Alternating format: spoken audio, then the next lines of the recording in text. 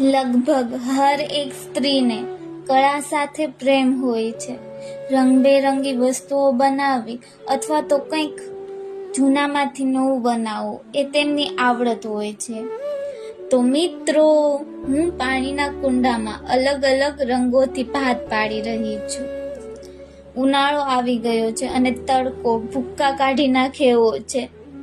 આપણને આટલો તડકો લાગે છે તો વિચારો કે પક્ષીઓને કેટલો તડકો લાગતો હશે. તેમની પાસે તો પંખો, એસી કે કુલર પણ નથી. મિત્રો, હાલમાં પક્ષીઓની સંખ્યા ખૂબ જ ઘટતી જાય છે ને ચકલી તો ભાગ્યે જ જોવા મળે છે. પહેલા લોકો સવારે પક્ષીઓના અવાજથી જ ઉઠી જતા અને અત્યારે તો સવારે પક્ષીઓનો અવાજ પણ નથી સાંભળવા મળતો. તેમનું જતન કરવું તે આપણી જવાબદારી છે. આપણે તેમના માટે એક સારું કાર્ય કરી શકીએ.